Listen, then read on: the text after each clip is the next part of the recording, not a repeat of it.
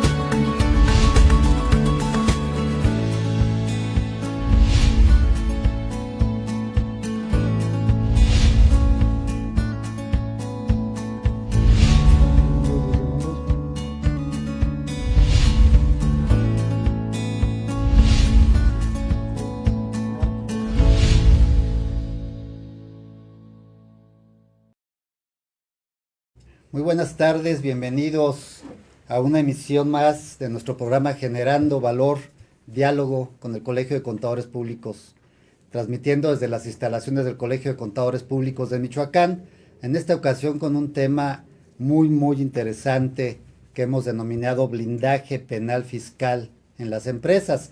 Y tengo el agrado de entrevistar a un experto en la materia, el maestro Jaime Olvera Sandoval, director de la firma Compliance and Defensa Penal Fiscal Corporativa.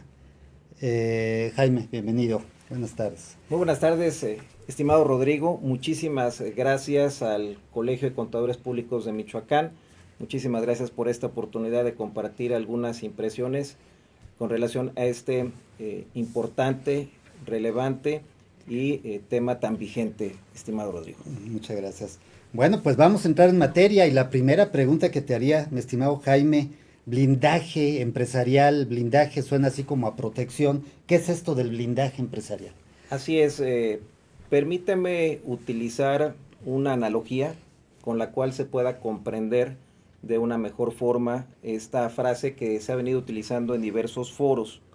Si nosotros concebimos a la cobertura de los seguros como uno de los instrumentos principales para proteger la esfera, pues principalmente patrimonial de las empresas, cuando hablamos de cumplimiento, justamente podemos encontrar todo un andamiaje que está destinado también a proteger, pero lo que nosotros como abogados penalistas o quienes estamos relacionados con los temas asociados al compliance denominamos los programas de cumplimiento normativo.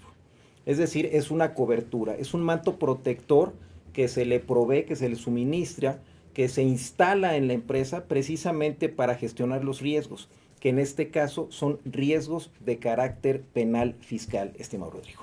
Quiere decir entonces que el blindaje se genera a través del compliance, ¿es correcto? De alguna suerte son conceptos equivalentes. El compliance es un vocablo anglosajón que se ha venido a utilizar realmente en Latinoamérica como sinónimo, porque no hay una traducción específica, pero sí como algo muy parecido a lo que se denomina en justamente el idioma anglosajón el cumplimiento, comply with, cumplir con.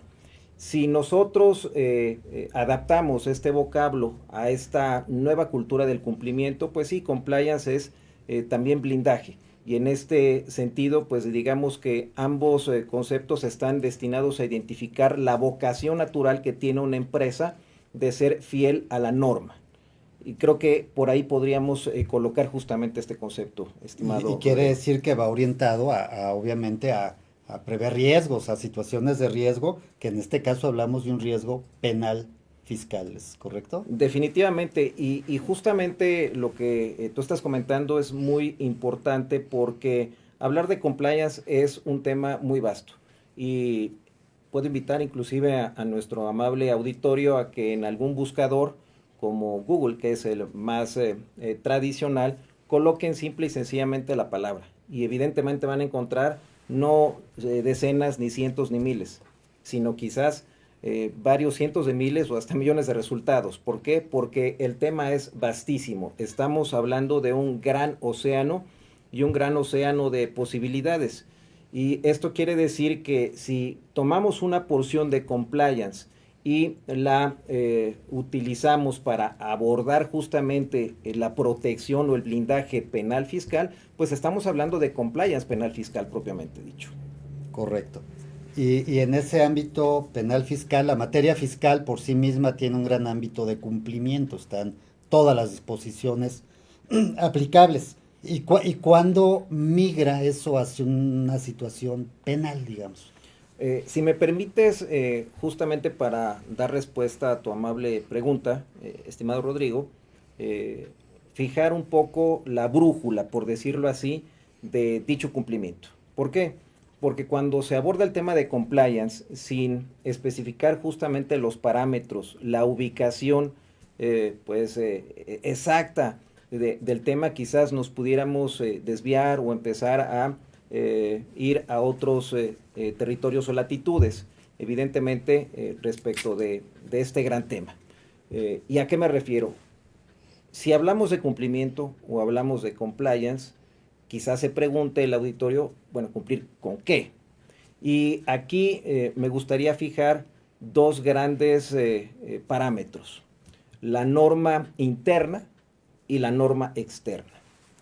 Me explico. Norma interna, que también al amparo de algunos vocablos que se han venido colocando en este escenario del compliance, es lo que tradicionalmente se ha identificado en el derecho anglosajón como el soft law, el derecho suave. La norma externa, evidentemente desde el seno de la empresa, pues viene siendo evidentemente la Constitución y todas las leyes que de ella emanan, y lo que ahora se conoce como el bloque de regularidad normativa, que en realidad también contempla más de 210 tratados internacionales que México ha firmado y de los cuales es parte, que contienen derechos humanos, evidentemente la jurisprudencia de la Corte Interamericana de Derechos Humanos, la jurisprudencia del máximo tribunal del país, del Poder Judicial de la Federación, y pues los criterios que emiten los diversos tribunales y jueces federales. Eso evidentemente es una estructura muy amplia y al final de cuentas son las leyes que se tienen que cumplir sí o sí, como coloquialmente se menciona. Cuando hablamos de cumplimiento y tenemos estos dos grandes parámetros, como lo vuelvo a repetir, el primero, en principio, prima facie, es de una intención no forzosa, no es obligatoria, sino que realmente refleja la intención realmente de la empresa de cumplir. ¿Y de cumplir con qué? Con normas internas que puedan realmente darle esta cobertura y esta protección. Porque el otro parámetro que acabo de mencionar, que es el externo, ese no cabe la menor duda que se tiene que cumplir. Claro. Pero el interno es el que tiene un signo de interrogación, y ese es justamente en donde se encuentra el cumplimiento penal fiscal, el blindaje penal fiscal o el compliance penal fiscal como tal. Quiere decir que la empresa, más allá de la norma dura, que esa la tiene que cumplir, como tú bien dices, la propia empresa se impone una normatividad interna. ¿Y cuál es el objetivo de imponerse esa normatividad interna? Muy interesante, muy profunda además tu pregunta, estimado Rodrigo. ¿Por qué? Porque pareciera que es relativamente sencillo cumplir.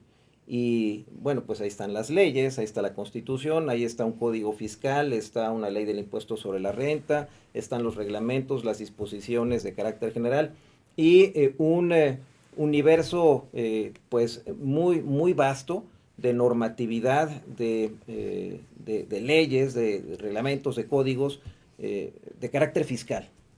Pero ¿qué sucede? Si desde la norma interna no se construye a través de una metodología, porque estamos hablando de una serie de pautas que se tienen que actualizar, pues por parte de expertos. Esto no es improvisación, esto no es invento, esto no es llegar a ser simple y sencillamente creativos sin el conocimiento correspondiente. Entonces, ¿qué significa?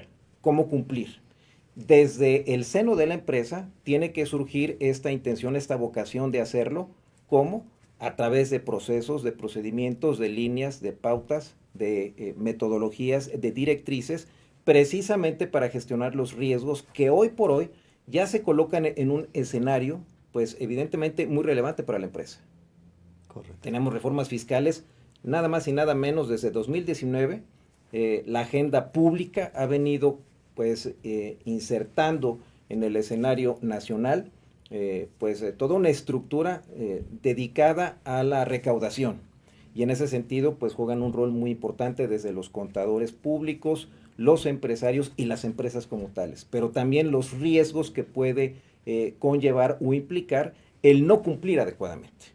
Y de eso justamente es de lo que estamos platicando en este momento. Correcto, pero esos riesgos puede seguir un incumplimiento, la línea netamente administrativa, infracciones, sanciones económicas, pero también existe la otra línea, que es precisamente la línea penal. ¿Qué pudieras comentar en este sentido? Bueno, pues definitivamente hay mucho que comentar en ese contexto. ¿Por qué? Porque desde el año de 2014, a partir de la publicación del Código Nacional de Procedimientos Penales, que vino a unificar las reglas de carácter adjetivo para que se sigan los procedimientos y los procesos de índole penal, se incorporó un apartado especial de la responsabilidad penal de las personas morales. Es decir, estamos hablando de una nueva teoría del delito que incluye en el escenario a un nuevo sujeto de responsabilidad penal, cosa que antes no existía. Y evidentemente, habiendo superado las discusiones doctrinales y académicas, hoy por hoy esa ya es una realidad.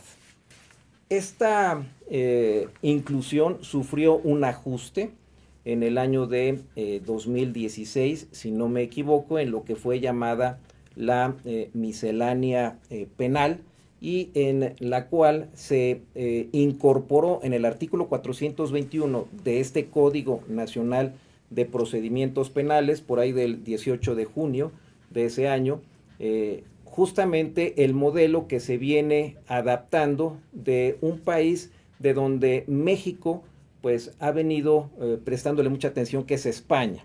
En España ellos ya tienen pues más de una década con la implementación de esta figura. Nosotros llevamos algunos años de retraso, pero desde 2016 en realidad nosotros ya tenemos un modelo muy específico que presenta la posibilidad de que una persona jurídica, es decir, un ente colectivo, pueda ser sujeto de una investigación de carácter criminal por parte de una fiscalía, por parte de un agente del Ministerio Público, eventualmente pueda ser vinculada a proceso, quizás en un momento dado acusada y posiblemente condenada.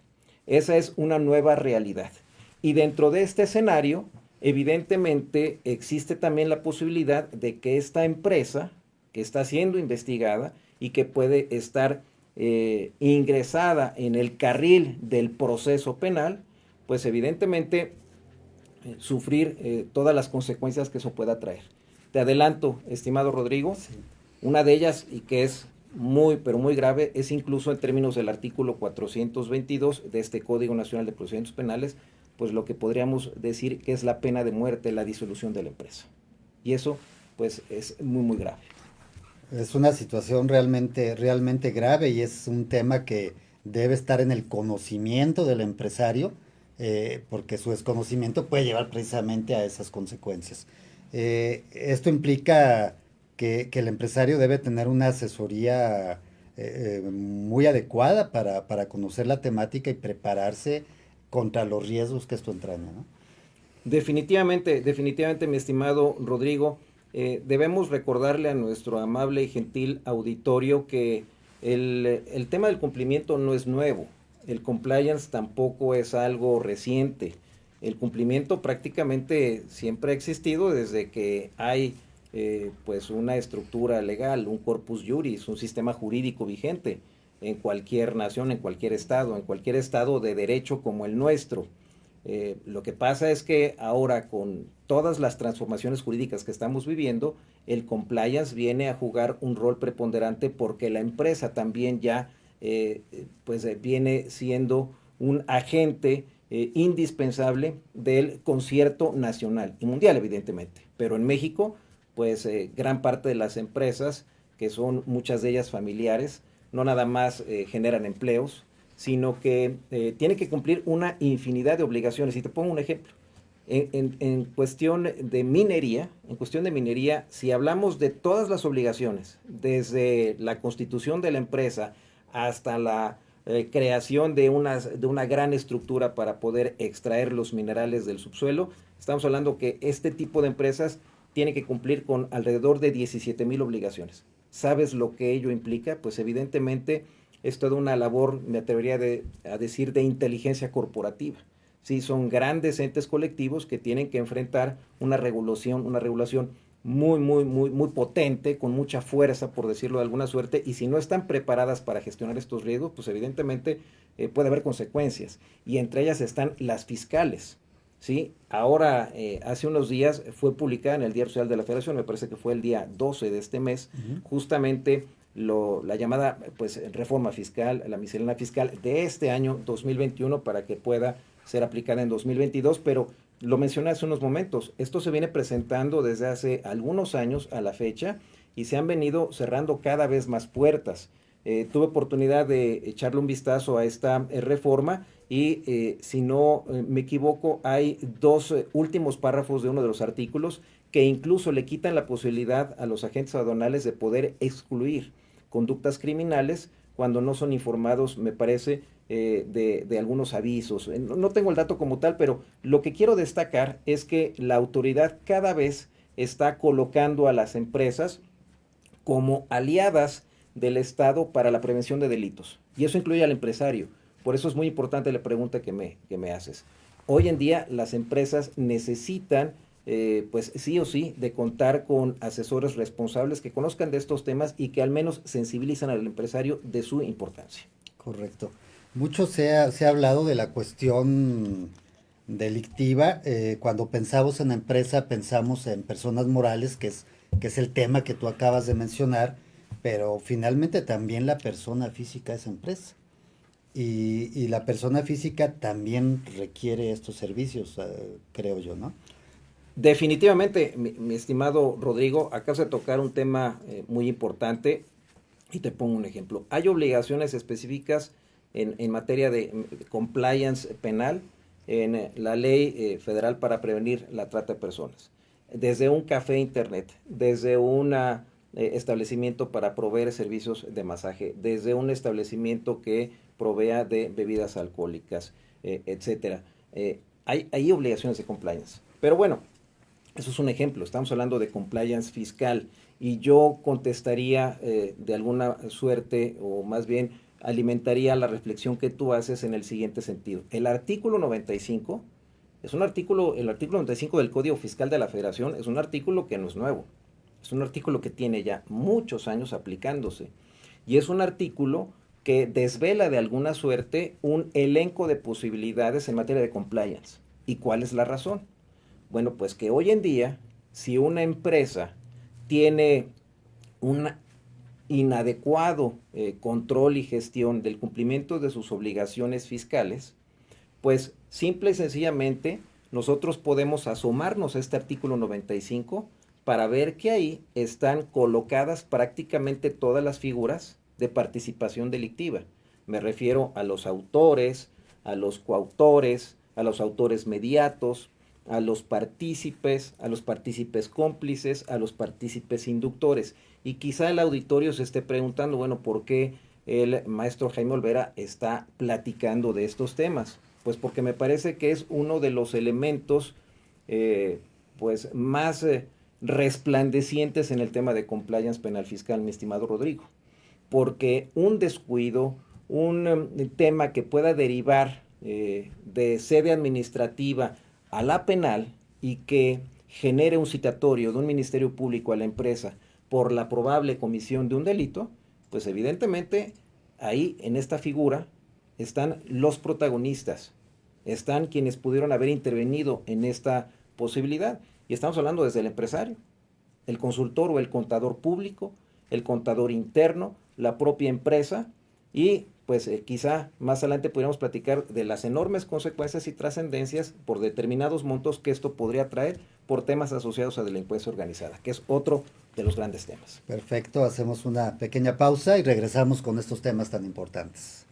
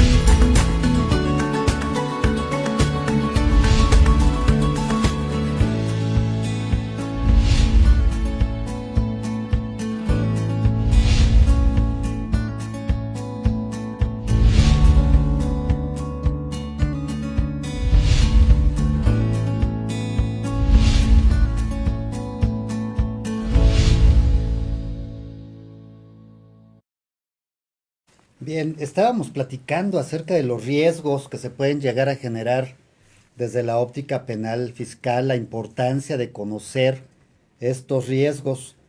Y nuestro tema habla de blindaje, mi estimado Jaime. Entonces retomamos este blindaje ya de una manera como más específica. ¿Cómo se lleva a cabo? Bien, pues es la pregunta como existía un programa hace muchas décadas de los 64 meses. Y evidentemente porque me la formulan en muchísimos foros, yo también la he formulado también en algunas capacitaciones, pero cómo pues aplicar el compliance propiamente dicho. Es correcto. Es decir, cómo aplicar el cumplimiento, cómo cumplir. La primera parte de mi respuesta básicamente iría hacia la empresa, antes quizá de decirle a nuestro amable auditorio cómo desarrollar justamente estos programas de compliance.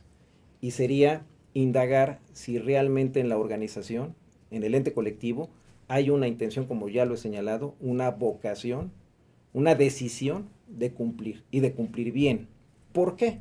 Porque como todo, esto implica costos, estimado Rodrigo. Correcto. Y evidentemente, pues muchas veces los empresarios están muy concentrados en otros rubros dentro de su actividad.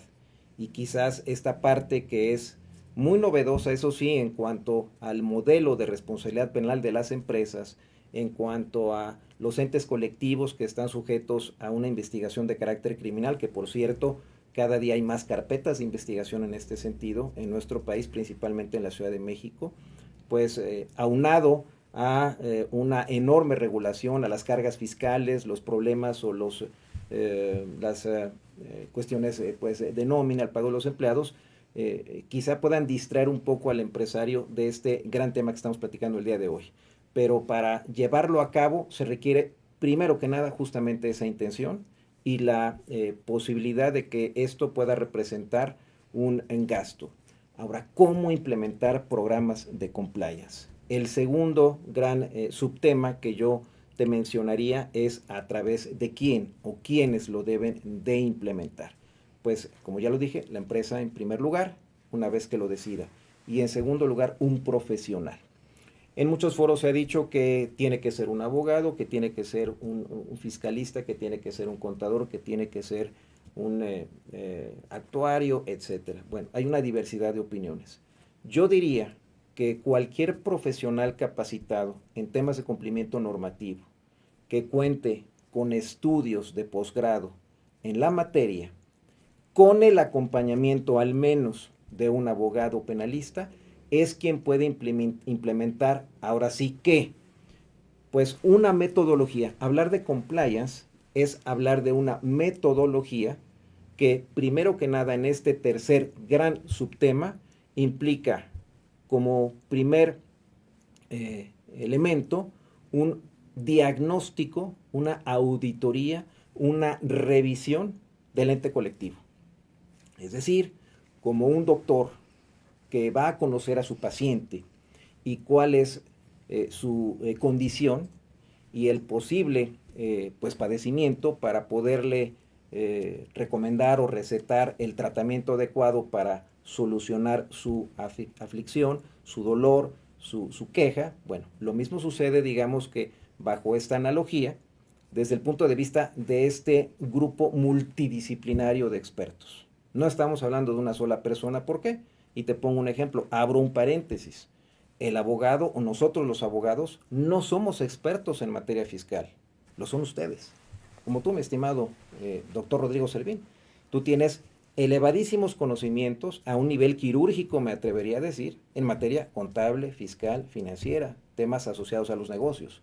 Pero esos temas no los manejamos quienes nos dedicamos al derecho penal, al derecho constitucional, al derecho corporativo. Entonces se requiere de este acompañamiento.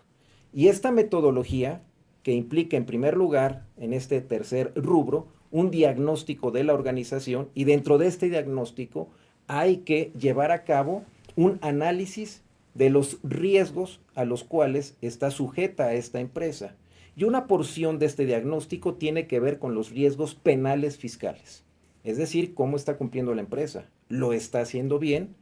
Hay un profesional como tú dedicado a acompañar, a darle esta asesoría, estos servicios profesionales a esta empresa para que pueda cumplir, sí o no, etcétera, etcétera, etcétera. Y este diagnóstico nos debe llevar a un listado muy específico de los delitos que en un momento dado se pueden llegar a cometer, a actualizar por los miembros de la organización, y en un momento dado hay que empezar a tomar las decisiones, a ser reactivos, a implementar las medidas pertinentes dentro de este gran programa de cumplimiento normativo, que sería este cuarto rubro. ¿Cómo? A través de líneas, directrices, metodologías, procedimientos, circulares, contratos. Pongo un ejemplo muy emblemático para nuestros amigos del Colegio de Contadores. El mero hecho de ser un asesor fiscal, un contador para una empresa, ya implica riesgos. Y si estos riesgos no están gestionados adecuadamente, puede haber consecuencias por lo que acabo de mencionar.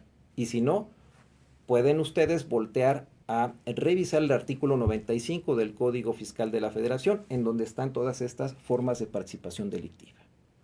¿Esto qué significa, estimado Rodrigo? Que si un contador no tiene bien identificado, implementado un contrato de prestación de servicios que desglose de manera ejemplar sus funciones, el alcance de su labor, toda la serie de obligaciones que se van a desprender de este contrato, bueno, pues a partir de esta reforma del 12 de noviembre, si no me equivoco, que se acaba de presentar, se está incorporando inclusive una nueva figura de responsabilidad criminal para el contador, que en el marco de los dictámenes financieros no comunique a la autoridad de posibles incumplimientos que puedan derivar en delitos por parte de la empresa. Ya estamos hablando que si esto no está adecuadamente gestionado a través de los instrumentos correspondientes que forman parte de este programa de cumplimiento normativo en materia penal fiscal, pues evidentemente ese diagnóstico lo que nos estará indicando es que no hay compliance en esa empresa, o si lo hay es deficiente. Y por esa razón se tienen que tomar las acciones. Un quinto rubro estaría pues de alguna suerte colocado en la esfera de las acciones reactivas o emergentes que hay que llevar a cabo en los entes colectivos que tienen pues muchos problemas de cumplimiento y que no lo están haciendo bien y que están transitando por un sendero de riesgo. Y es ahí donde se tiene que pues llevar a cabo contratos, actas de asamblea, movimientos corporativos, nombramientos o remociones, canales de denuncia, etcétera, que por cierto es otro de los elementos de compliance, para ajustar, digamos, la situación de la empresa a un nivel de cumplimiento satisfactorio que le evite seguir por sécula seculorum en un territorio de alto riesgo. Y por último, en un sexto o quinto rubro, estaría pues el seguimiento que se le daría a este programa de cumplimiento, a este programa de compliance. Ahora, estoy hablando de generalidades, porque un programa de compliance robusto, que no nada más abarque los temas penales o fiscales, sino también los regulatorios o administrativos, los ambientales, ahora los relacionados en materia del trabajo, por ejemplo, y muchos otros, pues puede llevar un año y medio o hasta 2 años. Es decir, es un tema complejo y por eso también resulta costoso, estimado Rodrigo, dependiendo de la organización. Es decir, es un tema que puede resultar muy costoso en empresas grandes y surge la pregunta, si un empresario pequeñito, hablabas de un café internet preocupado por este tipo de cuestiones, escucha este programa y dice, oye, estoy preocupado, ¿está imposibilitado de establecer? Por supuesto que no, situación? evidentemente, dependiendo del tamaño de la empresa, es el trabajo que se va a desarrollar. Yo lo pondría en un contexto muy similar, aunque no es el mismo, evidentemente, solamente para tener algún faro de referencia en este sentido, estimado Rodrigo. Si nosotros nos hacemos la pregunta de cualquier empresa o empresario, la que se te venga a la mente, y le preguntáramos a esa empresa, oye empresa, ¿cuánto te cuesta a ti tu paquete de coberturas, de seguros? Pues cada empresa va a contestar de manera diferente, porque cada empresa tiene diferentes objetos sociales y actividades, porque cada empresa tiene un tamaño incluso distinto. Es decir, hay 2 grandes refresqueras muy emblemáticas en los Estados Unidos de América. Una de color rojo y otra de color rojo con azul, por decirlo de alguna suerte. Yo te puedo asegurar, mi estimado Rodrigo, que estas 2 empresas que venden casi lo mismo, que están establecidas en el mismo país, que quizá tienen el mismo nivel de ventas, no lo sé, quizás una más que otra, o ahí se van de repente, tienen programas de compliance totalmente diferentes y tienen coberturas de seguro totalmente diferentes.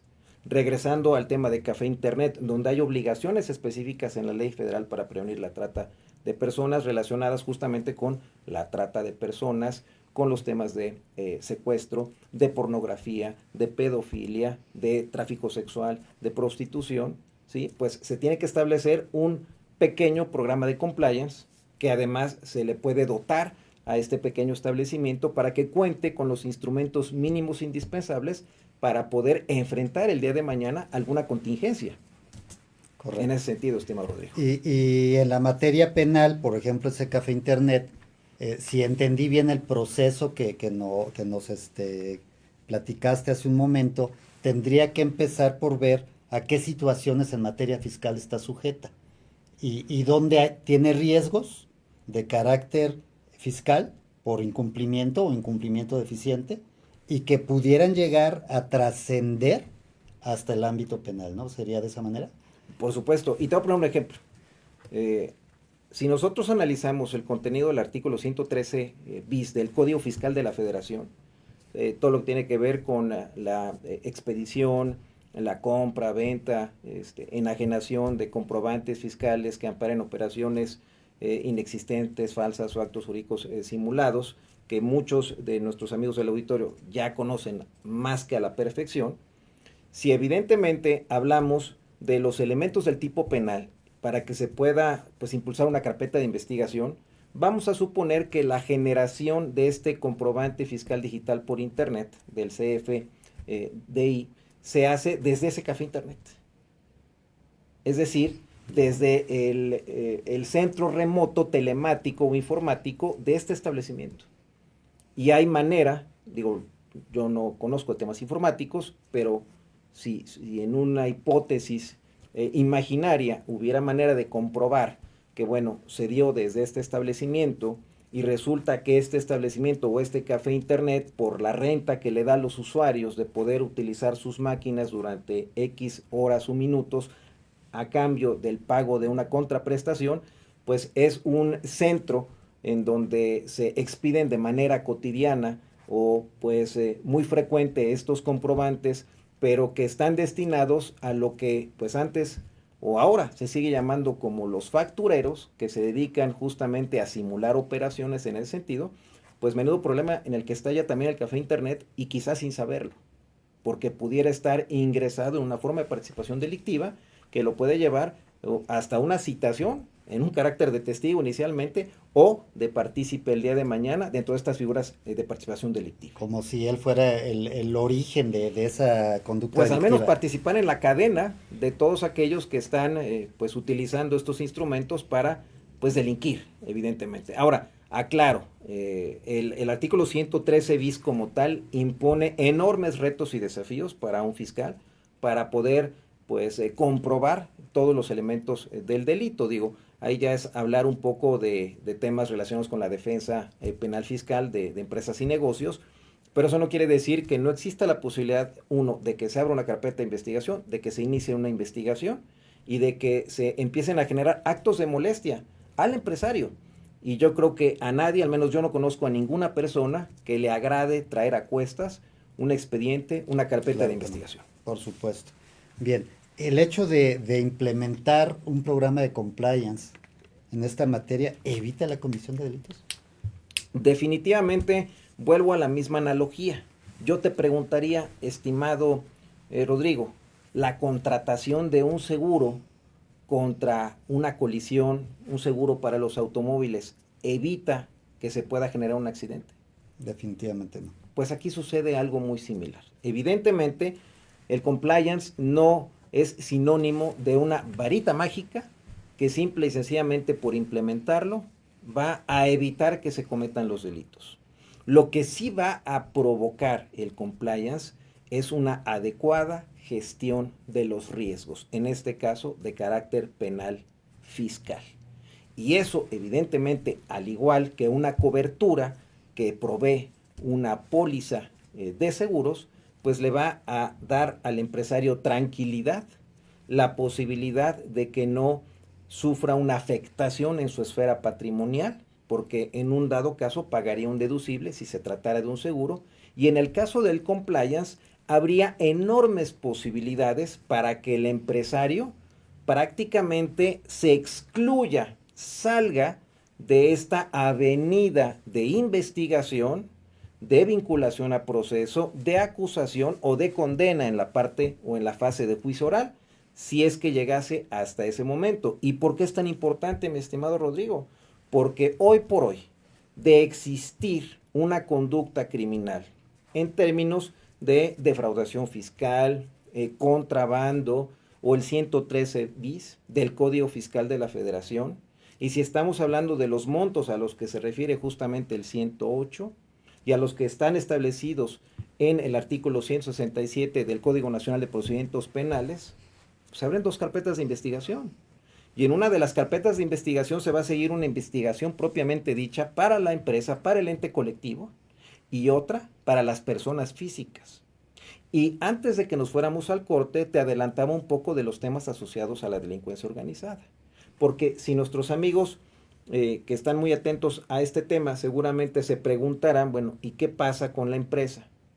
¿Por qué está hablando sobre delincuencia organizada? Pues porque tenemos básicamente a las personas que en un momento dado pudieran sumarse a un escenario de lo que ya está incorporado en esta ley federal contra la delincuencia organizada. Ahí están ya anclados los temas relacionados con los delitos fiscales y ya también está en el artículo 19 constitucional la posibilidad de que tengan, digamos, que esta relevancia en el escenario, a pesar del criterio de la Suprema Corte de Justicia de la Nación, muy recientemente, a propósito de la pena de prisión preventiva oficiosa en la investigación de estos delitos, pero ojo, seamos muy cautelosos.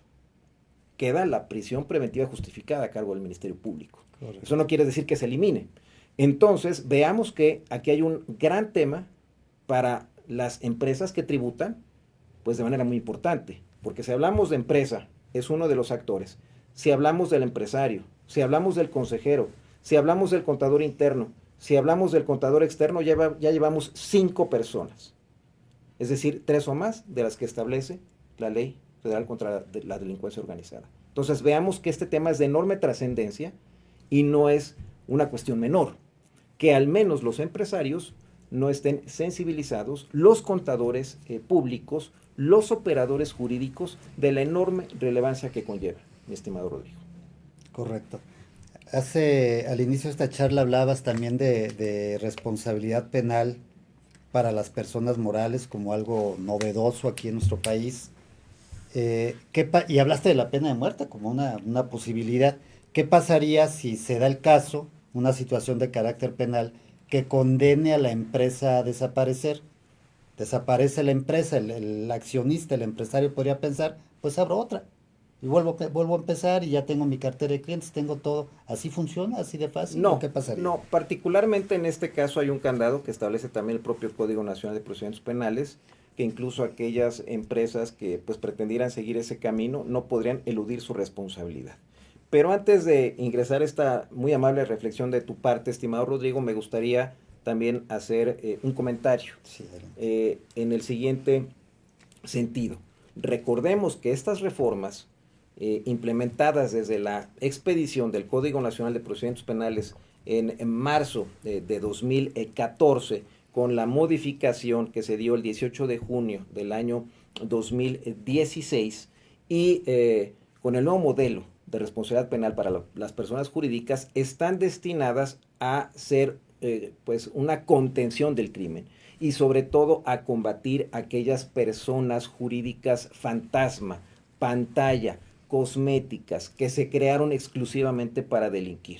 Si nosotros pensamos que muchas veces los pescadores que salen a aguas profundas a extraer quizá, no sé, el atún, y que muy lamentablemente de repente pues también entre las redes están las vaquitas marinas, que es una especie protegida, pues pudiéramos pensar que también en este escenario de lo que está direccionando, digamos, la autoridad fiscal hacia pues justamente estas empresas, pudieran estar también presentes otras que salgan o emerjan por ahí, pues porque también se les descubrió alguna anomalía, alguna anomalía. ¿Cuál es la importancia del tema, estimado amigo? Bueno, pues es que hace algunas décadas quizá era impensable, uno, la figura muy actual de la responsabilidad penal empresarial. Y dos, que los contadores, que las empresas o que los temas fiscales pudieran estar colocados prácticamente en el primer escalón de la agenda pública, a niveles de concienciación o de sensibilidad criminal para que se puedan evitar las comisiones de delitos. ¿Por qué? Porque la autoridad lo está poniendo pues justamente como una prioridad. Y por esa razón a veces se ha criticado pues hablar de planeación fiscal, se ha criticado hablar de estrategias fiscales y pues muchas veces hasta nuestro señor presidente de las mañaneras ha comentado eso, ¿no? De que pues cuidado y ojo con los contadores, cuidado y ojo con los abogados, comentando contra los amparos que se han presentado, etcétera. Entonces hay temas muy polémicos, pero que tienen una vertiente real en el mundo material, en el mundo de los negocios, y es justamente una de estas ella. Correcto. De manera muy breve y ya para despedirnos, mi estimado Jaime, si yo te pregunto las diferencias con compliance, sin compliance.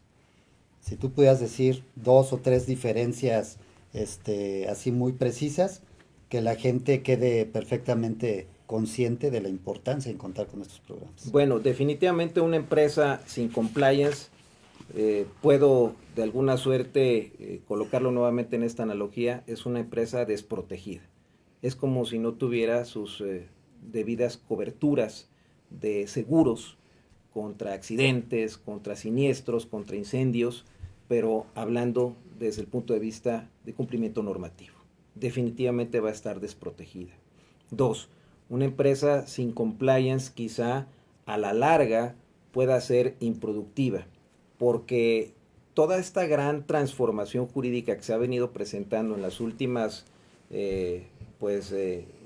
décadas, sobre todo a partir de esta gran reforma en materia de derechos humanos del mes de junio de 2011, en el artículo 1 constitucional, todo este nuevo tema del derecho convencional, del bloque de regularidad normativa, nos está diciendo que pasa algo, y ese algo es que también las empresas necesitan ingresar a este territorio de cumplimiento. Una empresa sin compliance, además de que pueda estar con enormes temas de riesgo, que pueda ser a la larga improductiva, es una empresa que tiene muchas posibilidades de desaparecer, pero no por una condena, no por la comisión de un delito de carácter penal fiscal, valga la expresión, sino por los descuidos que pueden llevar justamente a este ente colectivo cuando hay un paso galopante y triunfante en cuanto al cumplimiento y al nivel de exigencia para las empresas. Ustedes, los contadores, como peritos en la materia, lo saben muy bien. O sea, cada año pues hay nuevos criterios, hay nuevas modificaciones, hay nuevas reformas, hay nuevos artículos, hay una nueva regulación prácticamente diferente a la del año anterior y a la de las décadas anteriores y así sucesivamente. Bueno, en materia de cumplimiento también. Y el ejemplo, y con esto voy concluyendo, son ya los parámetros que se empiezan a asomar en el escenario. En el 2008, si no me equivoco, se publica en nuestro país una norma mexicana, la 19600, de gestión de programas de cumplimiento. Son primeros pasos, pero bueno, no hay que olvidar, ahí está el artículo 421 del Código Nacional de Procedimientos Penales, ahí está la posibilidad. Y de hecho el último párrafo del artículo 11 bis del Código Penal Federal habla de una política interna de prevención delictiva. Si no se cuenta ya inclusive con estos instrumentos, aquí la gran pregunta, y con esto termino, estimado Rodrigo, ¿de qué forma la empresa va a demostrar que tiene una causa de atipicidad, es decir, una causa de exclusión de la responsabilidad penal, si no tiene los elementos, si no tiene los instrumentos de compliance para hacerlo, ante un fiscal o ante una autoridad administrativa en un momento dado? Pues evidentemente, enorme reto. Correcto. Bien, pues agradecemos al maestro en Derecho Jaime Olvera Sandoval, director de la firma Compliance and Defensa Penal Corporativa, el haber estado con nosotros platicando este tema tan interesante. Daría mucho de qué hablar, desafortunadamente el tiempo se nos acabó. A nuestro gentil auditorio, muchas gracias por vernos y los esperamos en la próxima emisión de nuestro programa. Muchas gracias, muy buenas tardes y un placer estar aquí con nuestros amigos del Colegio de Contadores Públicos de Michoacán. Hasta la próxima. Muchas gracias, estimado Rodrigo.